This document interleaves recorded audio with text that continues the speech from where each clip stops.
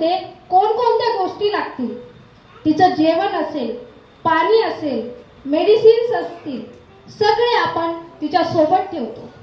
आणि तरी सुद्धा जेव्हा आपण प्रवासाला सुरुवात करतो तेव्हा आपल्या मनामध्ये किती शंका आणि कुशंका असतात. प्रवास चांगला होईल का? सगळं काही व्यवस्थित पार पाडेल का? अचानक दुखायला लागले तर काय करायचे? असे म्हणजे आपण अगदी घाबरून गेलेलो असतो. या ठिकाणी आपल्याला गरज असते ती प्रभूवरील आपल्या विश्वासाची. माझा प्रभू माझ्या सोबत आहे ना, मग मला कसली भीती? हाच विश्वास दाखविला तो पवित्र मरियेने. जेव्हा पवित्र मरिया व योसेफ हे प्रवासाला निघाले होते तेव्हा त्यांनी प्रवासाची कुठलीही पूर्वतयारी केलेली नव्हती. शिवाय आपण जिथे जाणार आहोत तिथे आपली राहायची सोय होईल की नाही याची देखील त्यांना माहिती नव्हती. आणि झाले सुद्धा तसेच. त्यांना कोणत्याही उतार शाळेत जागा मिळाली नाही आणि कसल्याही प्रकारच्या कोणत्याही सोयी सुविधा नसताना एका गायीच्या गोठ्यामध्ये पवित्र मरियेने येशू ख्रिस्ताला जन्म दिला. किती हा भाग्याचा क्षण! जेव्हा एखादी आई एखाद्या बाळाला जन्म देते त्यावेळी तिला किती यातना होतात हे आपल्या सगळ्यांना माहितीच आहे. आणि ही सर्व परिस्थिती निभावून नेण्याची ताकद जर पवित्र मरियेला कोणी दिली असेल तर ती तिच्या स्वर्गीय पित्यावरील विश्वासाने. जसा विश्वास तिचा स्वर्गीय पित्यावर होता तोच विश्वास तिचा पुत्र प्रभू येशू ख्रिस्त याच्यावर सुद्धा होता. काना या ठिकाणी काय घडले ते आपल्या सर्वांना माहितीच आहे. पवित्र मरिया व येशू ख्रिस्त काना या ठिकाणी लग्नासाठी गेले होते आणि अचानक तेथील द्राक्षरस संपतो. त्यावेळी पवित्र मरिया, आपल्यासाठी मध्यस्थी करणारी मरिया, आपल्याला मदत करणारी माऊली लगेच तिथे धावून जाते आणि ती आपला पुत्र प्रभू येशू ख्रिस्त याला म्हणते, बाळ पहा, यांचा द्राक्षरस संपला आहे. त्यावेळी प्रभू येशू ख्रिस्त तिला काय उत्तर देतो हे आपल्याला माहितीच आहे. कुणाला सांगता येईल का प्रभू येशू ख्रिस्ताने त्यावेळी पवित्र मरियेला काय उत्तर दिले होते?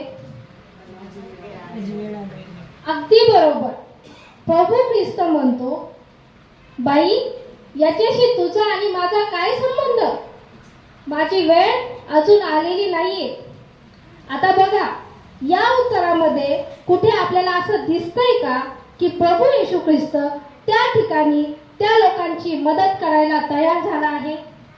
उलट तो असं म्हटला होता की इथे आपला काहीही संबंध नाहीये, आपण आपलं लग्न झालं, आपण आपलं चाललं जाऊ.